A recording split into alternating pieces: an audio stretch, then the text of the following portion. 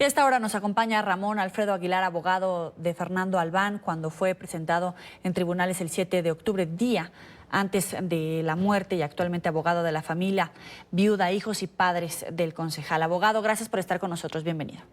Muchas gracias, Yoli. ¿Qué ha pasado en este año de un duro proceso para la familia, para recopilar toda la información y avanzar ya en las instancias internacionales donde tienen un proceso abierto, pero que es difícil consolidar en un año, aunque es demasiado tiempo para establecer la justicia en este caso?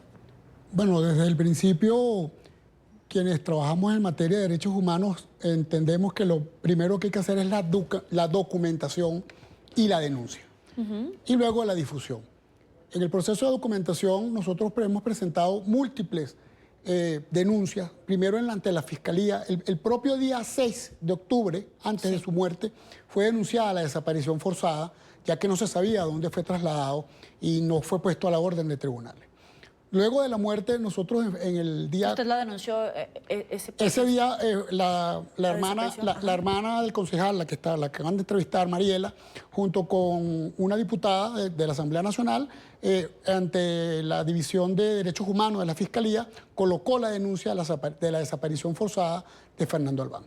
Luego de la muerte y de esa entrevista que dio el fiscal usurpador diciendo que Fernando se había suicidado, inmediatamente salieron otros organismos y otras personas que han estado presas y denunciaron que incluso un material periodístico que señalaba que en el baño del piso 10 no existe ventana.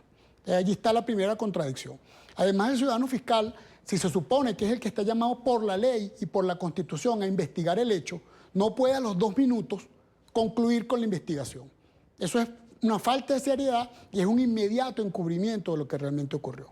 Nosotros apenas logramos tener 20 minutos de acceso al expediente, porque en ese expediente nunca se ha querido averiguar la muerte de Fernando Albán.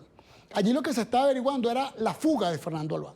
Y luego hacen la parodia de acusar a unos funcionarios del SEBIN por incumplimiento del deber de custodia, como si Fernando Albán se hubiera evadido o hubiera escapado. ¿Qué hicimos nosotros? En esos 20 minutos que aprovechamos muy bien, pudimos detectar una serie de irregularidades que desmienten por sí sola la tesis del supuesto suicidio. ¿Cómo cuáles? Bueno, ya se ha dicho, el cuerpo de Fernando Albán primero fue movido. No existen fotos del hallazgo. Eso viola las normas sobre el control de custodia, la cadena de custodia. En segundo lugar, el cuerpo fue hallado sin esposas. Todos los funcionarios que declaran en el expediente dicen que estaba esposado con las manos hacia adelante. Cuestión que además físicamente hace muy difícil el hecho de que se haya lanzado, porque donde supuestamente se lanzó se trata de una ventana basculante que apenas abre 40 centímetros. De manera que tendría que ser una especie de contorsionismo para poder tener la forma y lanzarse una suerte de clavado, que además con las manos esposadas hubiera implicado por lo menos la fractura del vidrio de la ventana o algún golpe en la cara o algo por el estilo. Además, una persona que está en custodia, ¿cómo hace para escaparse de una sala donde había más de 15 policías? Imagínese usted, si fuera una persona agresiva, bueno, los desarma y acaba con toda la policía, tipo película, o sea, una cosa que no coincide. Como les decía, el cuerpo también fue hallado sin zapatos. Se suponía que él iba a ser trasladado a los tribunales, lo iban a trasladar descalzo, cuando hay policías que dicen que no, que él estaba calzado. Adicionalmente, el propio señor Tarek William dijo que había un gran charco de sangre. Con esto que él quería decir que, bueno, que había caído con vida y que por los pulsos del corazón todavía no existe tal charco de sangre. No existe ninguna foto donde haya ni siquiera una gota de sangre en el piso. Entonces, estos elementos, aunados a las fotografías de la autopsia que fueron proveídas por funcionarios policiales, demuestran que no es como se señala en la tesis oficial. Hay una información de la diputada Amelia Belisario que dice que el exdirector del SEBIN, Christopher Figueras, confirmó el asesinato de Albán. Yo le quiero preguntar, ¿hay información, hay testigos, hay pruebas en contra de algún funcionario en particular por asesinato? Es decir, este concepto, el delito como tal de asesinato, ¿cómo lo están avanzando en tribunales internacionales? Porque entiendo esta parte que ya está avanzada en tribunales internacionales, pero para procesar a alguien por homicidio, ¿cómo se está avanzando? En la justicia internacional, en primer lugar, hay que acusar al gobierno, porque quienes violan los derechos humanos son los gobiernos, como una entidad. En el caso de Venezuela, además, hay un patrón sistemático de violación de derechos humanos. El caso del teniente Acosta es un caso muy similar. Fue desaparecido y cuando apareció murió a los pocos minutos porque había sido torturado. Sí. Aquí hay un patrón de conducta, hay un ataque sistemático a la disidencia. Juan Requesén, el diputado, está preso por órdenes de la misma juez que mandó encarcelar y forjó la orden de aprehensión contra Fernando Albán. Fernando Albán primero fue aprehendido, fue desaparecido y después se inventó la orden. Y esto lo digo con toda propiedad, porque la orden apareció con una fecha en la que el tribunal estaba cerrado. Eso no puede ser. Además, el tribunal se mantuvo cerrado y tampoco recibió a Fernando Albán el día domingo, cuando fue presentado. Sobre la misma excusa de que estaba cerrado. ¿Cómo es posible que el tribunal esté cerrado para dictar una orden, esté abierto para dictar una orden, pero esté cerrado cuando la Constitución dice que solamente son 48 horas?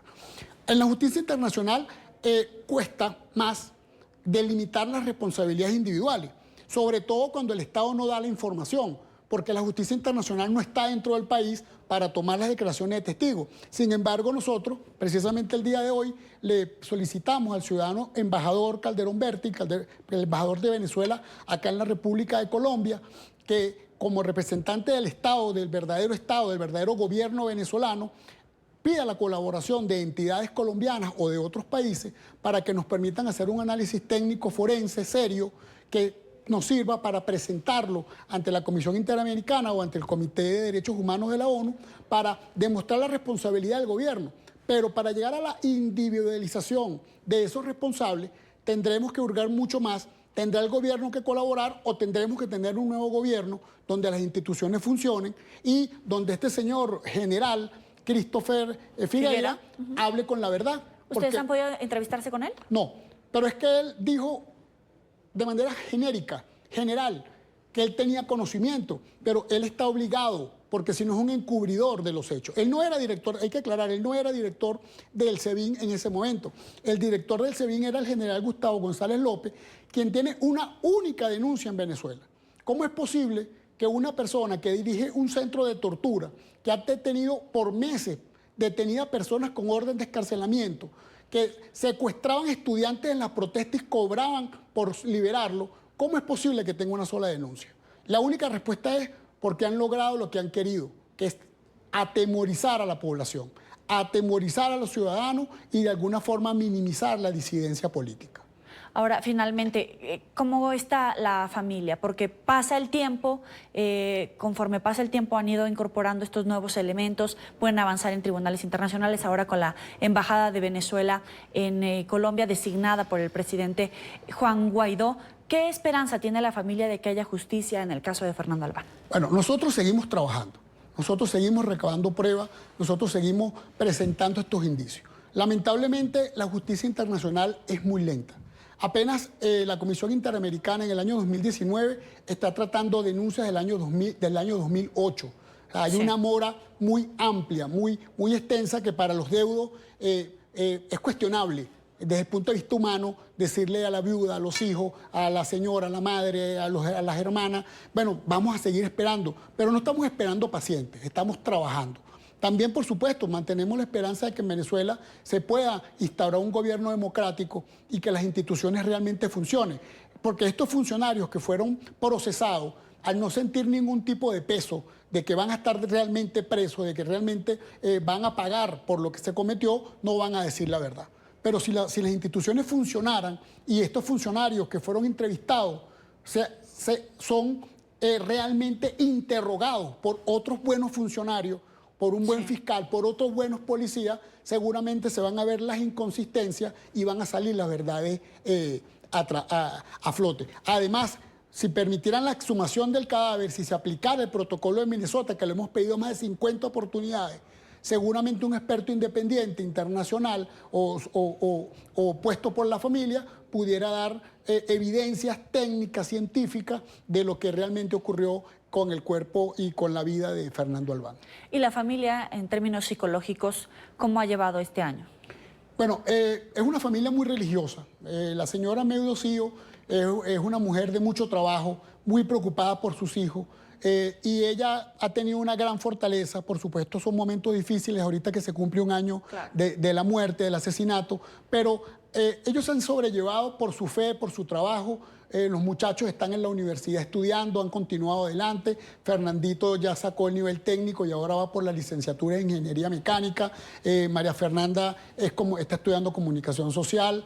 Ellos siguen adelante con la conciencia de la crianza que le dio su papá y con el mismo sentido social.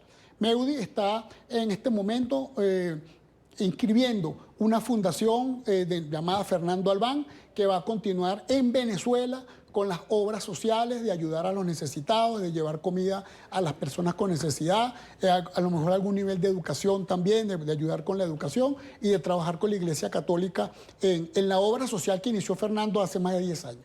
Le agradezco a Ramón Alfredo Aguilar, abogado de Fernando Albán. Gracias por estar con nosotros. Gracias a ti.